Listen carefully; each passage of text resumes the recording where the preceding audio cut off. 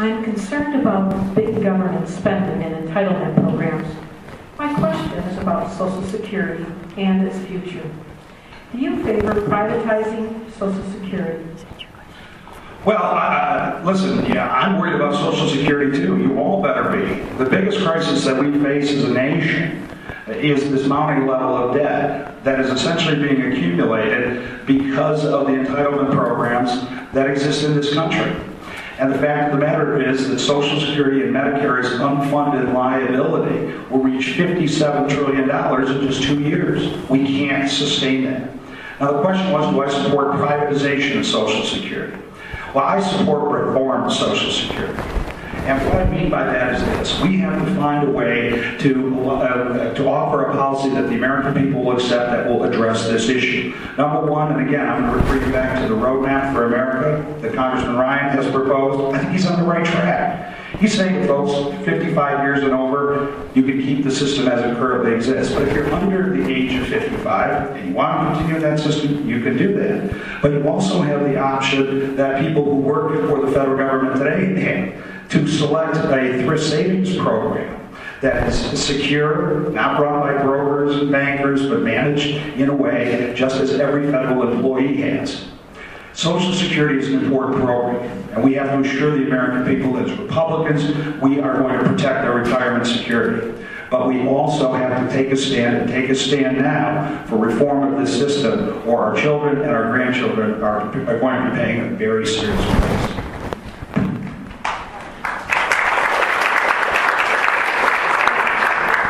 And that's interesting because the numbers, I actually went to DC as well and sat down with the Heritage Foundation. And the Heritage Foundation is truly an incredible place where you can get a bunch of information, especially for conservatives and for independents that are truly worried about the debt that our country is having. And went through a session with them to learn about our unfunded mandates and our entitlements. $6.6 trillion in Social Security. $37.8 trillion is Medicare. Medicare is a larger looming problem for us than Social Security, but we have to deal with both. And what I've said throughout the entire campaign is that we need to deal with the national debt. We need to deal with the national debt. That also puts on the table entitlements. Every one of us needs to pinch a little bit to add to the pot to pay down the national debt. Folks, it's not going to be easy, but it's either going to be done by a Republican revolution this November, or in the next 2 to 3 years, the economy will do it to us. Before I got here, I was on the phone with David Littman, and I was speaking with him, just asking him some questions, a little bit of campaign prep today.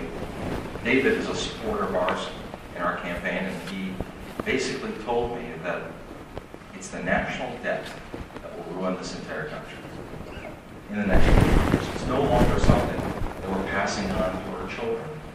We will be dealing with this. So if it's all of us that have to deal with this in the next 2 to 3 years, we have to do it in a way that's least painful to our country, instead of shocking our country and seeing our dollar mean absolutely nothing worldwide in the next 2 to 3 years. Because folks, this president is going to make Jimmy Carter look like a national hero. He's spending money like a madman, and he's printing money like a madman.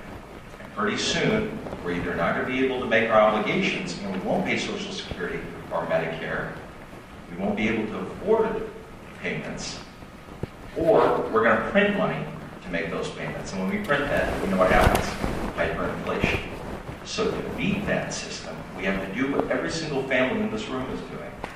You have to manage your budget and stay within your means. And that includes all of us.